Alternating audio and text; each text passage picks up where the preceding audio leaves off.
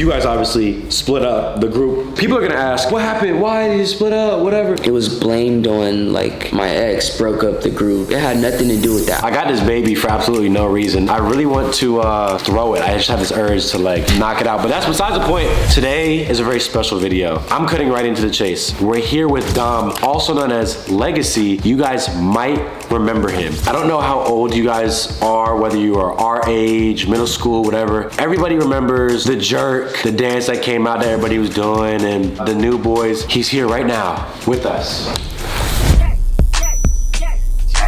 Our guy, Legacy. So you've never done an interview before? Yeah, it's been like 9 years. This is my first official like solo interview. Why'd you let us goofballs invite you over? Y'all were cool, man. I felt like y'all were good vibes, good people, you know, like not shady. I was like, I'll do an interview with them. This for me is like a big full circle moment. What year was it when that video dropped? The video dropped in 2009. How old were you at the time? 17. You were 17. We must have been like what? 12. 12 or something? Yeah. 12? That's hard. I had an iPod, like a little iPod, I don't know what they're called, not iPod Touch, Nano. but Nano, iPod Nano type shit. When the jerk came out, all the dances at the middle school, whatever, that was like the thing to do. And then accompanied with that was the fashion and the whole skinny jeans thing and that whole, the bright colors with the fitted hats with the cartoons on them. I remember seeing that and it vividly imprinting in my mind, and I was like, I want to look like that. And I remember when I saw you, I was like, I want to be him.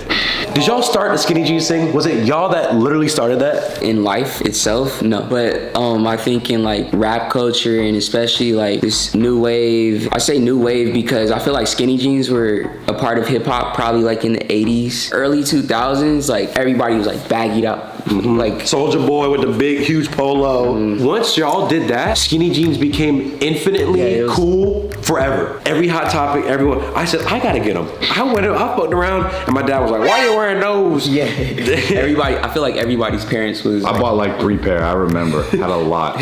And now it's the thing. Now if you're wearing baggy, it's almost like taboo. Well, the skinny jeans thing started with, we had 80s day in our high school, so we had to pop out dressed in like 80s attire. We went to Hot Topic, saw some skinny jeans, we popped out, we were feeling cool, and we just kept dressing like that from there. Maybe you could take us from the inception of the group of New Boys and how that came to be. I mean, I was born in Los Angeles, also lived in Vegas, and then Hesperia, which is like Victorville, IE. We were going to Hesperia High School. We just like was rocking skinny jeans for 80s Day. We were making music simultaneously. Damn, what did I record Your Jerkin? How did that song get made? I think that's the most important thing. Yeah. All right, You're a Jerk was, we were still using Magic's Music Maker 2005 when we were recording You're a Jerk. It was no Pro Tools. Like, I learned how to make beats off YouTube. I was just watching YouTube tutorials, learned how to like produce. So you were in a studio when you recorded this song? In my mom's apartment. I was. Who knew?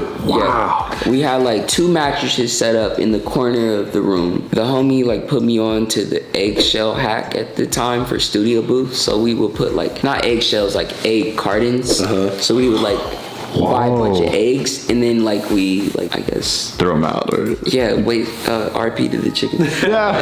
For sound isolation, I don't even know if that would work. Like, it's cardboard material. At the time, Jerkin was already a thing. Really? Okay. Yeah, like people think we made up the dance, but it was already like a thing in LA and it just started trickling to other parts of California. So like jerk, I'm like, all right, jerk, you're a jerk. For some reason, like my brain was just like, you're a jerk. A random little thought in your head created like a generation of kids. Yeah, that's like, crazy. I never thought about it like that. You were just sitting there, you're a jerk. It helped it like spread globally and like universally. That's the power to people like, bro, if you have an idea, bro, put that shit out there. You have no clue what the fuck happened. You could have me wearing skinny jeans in middle school. I almost didn't put You're a Jerk out because I thought it was whack at the time. Like I wasn't really fucking with it. Not whack, but I thought it was mid because I have like high standards. I ended up putting it out and it ended up blowing up. So like you said, like if you have an idea, just put it out there, see what happens. You never know what's gonna happen because that shit like changed my life. I took that audio recording. I pitched my voice up like a chipmunk. He's like, you're a jerk. It was you that said it. Yeah, That was me. Yeah. I was gonna ask about that. Who did? Y'all can be like, did you do voice animated Google search and Yeah, like the AI like voice. Nah. wow. It was me. That is crazy. So yeah, the song was done. Didn't want to put it out. We ended up putting it out, and it just And where did you put it out? MySpace. Yeah, because there was no Apple Music or Spotify. So you shoot the video, and at this point, YouTube's a thing. So it's moving, it's getting more views, whatever. Do you become like a celebrity because there was no Instagram, right? Was there Twitter? I don't know about that. What was it like when you were in the heat of it? Like it's blown up, everyone's doing it. What was happening to you? What did your life look like at that time? It looked like what you would imagine to look like, I guess. I felt like the exact same person. Like nothing changed since high school. So I was just in it. I'm like, damn, this is crazy. Like I'm in a fucking limo because that's what they had at the time. Like getting chased. Like people were like banging on the fucking doors of the car and screaming. We would do shows at schools. The students and the bleachers would be there, and then like when we pop out, they would just flood the floors. So it was just fun. I was like, all right, bet. Like check. Like I accomplished, my vision, like what I had planned in mind. So that was cool. And then the labels always just had us like, all right, gotta go here, gotta go here. You may have to go catch 3 different flights to 3 different places in one day. And then it's like, you're in Tokyo, like, oh shit, I'm in Tokyo. And then They were like, jerking in Tokyo? Yeah, they was jerking in Tokyo. Let's go. Let's go. This couple actually came up to us and they're like, yo, we got married because of your jerk. Like, we're married. I was like, oh shit, that's crazy. Oh my Again, you made people get married because you were sitting in your room. Yeah. Got Ryan buying skinny jeans. I remember I went to the bathroom in Tokyo and I was taking a piss and I was like looking at the wall and it was me on the wall, like in Tokyo. Whoa. I'm a fan of Japan. Like I love the culture, and just to see like a poster of me on the wall, like a flyer, it's like, this is surreal as fuck. Like this is awesome. I can't name another song thing that had the cultural impact that y'all did. Like, even the Dougie was the hottest shit, but people weren't dressing a certain way because of the Dougie. Anthems. Nobody makes anthems anymore. It was like this package of this song, music, plus the fashion. There's fashion trends. There's video trends. It was like this perfect fireball that literally it was in Tokyo. Where else were you traveling? Were they jerking in France and shit? Yeah, it was everywhere, bro. Like we went to Guam. We went to They on the island jerking. Yeah. Well, it's called a reject, right? That's the name of the dance. That's the reject, but it was a part. The reject is a part of the collective of the jerk. Okay. Dance. Okay. Because they have like footwork. It started off as like the jerk, like they're jerking, but then it like advanced into like some crazy footwork. Like I can't even do that shit. It just evolved. Like another part of it was the reject, the pin drop. Yeah. So it was like just a collective of like different moves that like you're looking at the world and everybody's dressing a certain way. Like everyone had like baggy clothes on or like just casual shit. And then like we did our first meet and greet and we were in like Minneapolis or some shit, and we were like in the mall and we were like pulling up to go into wherever we were going to sign all the autographs, and we saw everybody in line and they all looked like they just had like skinny jeans and like, bright colors. They came straight from the video.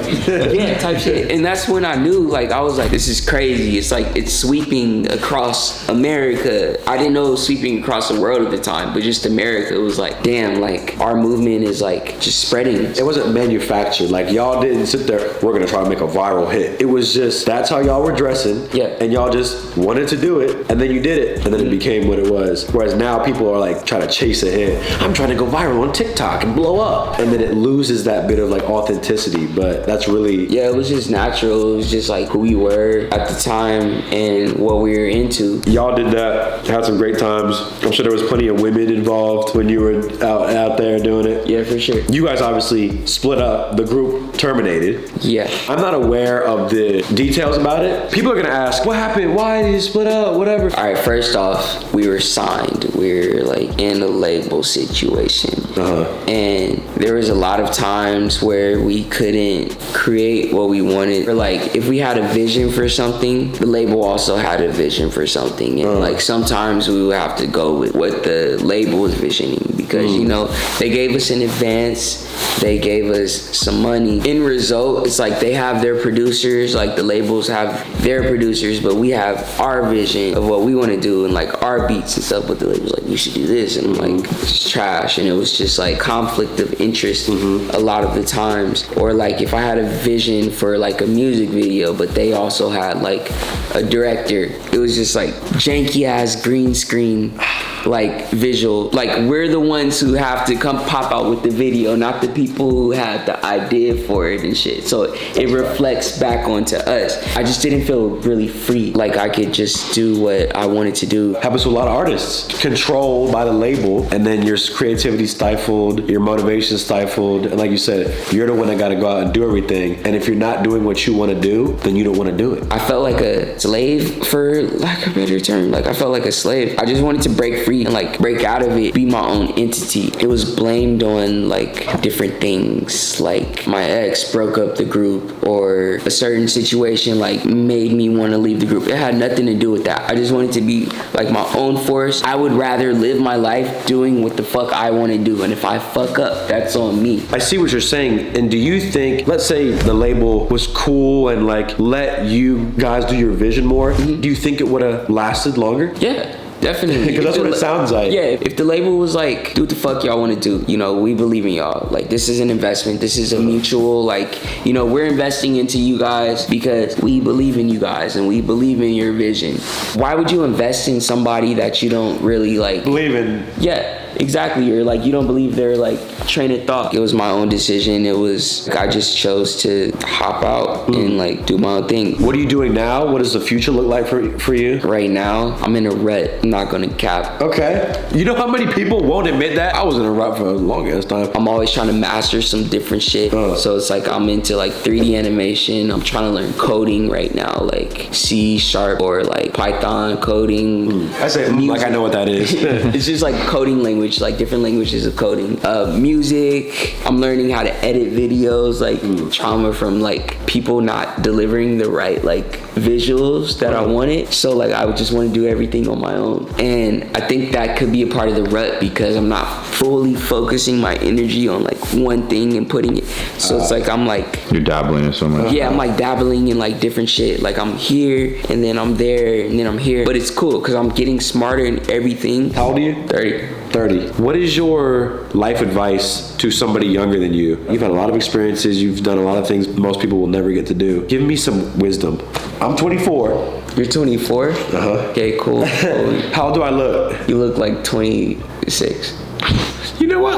To 2 years, I'll take it. 24 is young. Like people think that's like oh shit, I'm getting old. I wish I was 24 right now. Wow. Like, yeah, I wish I was 24 because there's so much time to just lock in, like even in 1 year, to just do everything. Like when I was 24, I was doing great. There was so much potential for me to, like, I just didn't believe in myself. I don't know, man. Like it's a good age. Is there something that you look back on and definitely don't do this, and make sure you always do this? All right, if you are doing something that you don't love, first off, going to college or something you're not enjoying, if you don't enjoy it, then I don't think you should like pursue that shit because you'll spend a lot of time like in that field, and then by the time you're like, you know, older, like 4 years pass, you realize like, oh shit, like I don't really even fuck with this. I'm not having fun with this. Do what you love to do. So if it's art, you have a lot of time to pursue that shit and to like watch videos, read books on the topics. I heard this from like a friend of mine, but they said pick your friends like you pick your fruit. Say you go to like, you know, like a grocery store and you're trying to pick fruit. You're looking through the oranges like or pears, like this is a fucked up pear, this is a bad pear, you know. You want to choose like the good pears because people that you hang around with are like reflections yourself, or you may embody that. So if you pick a bad pear, then you may become a bad pear yourself if you're already around that. So pick your friends like you pick your fruit. Like, I like that because yeah, you don't want to like spend time around like the wrong type of people because you may pick up some of those traits and some of those habits. You could waste a lot of time. You could end up in a lot of bullshit. And if you may not have friends, be okay with being with yourself. But when you're with yourself and when you're like by yourself and if you're alone, like take that time, I would say, to learn and to study, because we have YouTube now, we have Google, even though you're tracking all of our data. It's infinite knowledge out there and you can learn anything. I don't really go to school for shit because everything, like 3D animation, for example, like I just learned that off YouTube, just watching a bunch of videos. You can learn anything, like whatever field you're trying to master, it's all the information is already out there. Be okay with like researching shit and like learning shit and know that you can do it yourself. You can figure that shit out yourself. Because people are lazy sometimes. Like people like don't want to Google shit. They're like, oh, how do you do this? And I'm like, just look on Google. Like Google it. You feel me? Like it's out there. That's how I figured it out. You're asking me, and all I did was Google the shit. You know, I was just gonna say, based on even everything you've said, the kids nowadays might say, oh, well, this excuse, well, I can't do this because of that, and well, I don't have the best situation. Bruh, you were with a mattress and egg cartons and made a generational hit just off some random shit. People make hits off their iPhones now. It's almost like, just go for it. It's cliche, but it makes sense. Do what you love, optimize that time, because you'll never be this age and this young ever again. Exactly. You have a lot of time from 20 to 30. Like even when you're 30, you're still young. You know, 20 to 30, if you want to take the time to like learn some shit, it's a great time to do that. And if you have a job and you don't fuck with your job, I would say quit.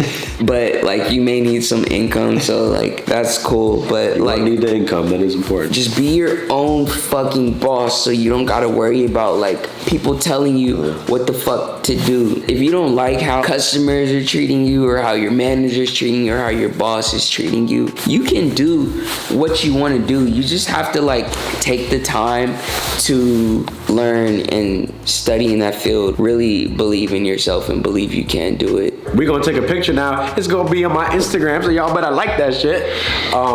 Thank you very much. Appreciate you. Yeah, no problem, gang. And we'll pop up your app. The people can follow you. Yeah. And that's it. Shit, or don't follow. Or don't, if you don't want to.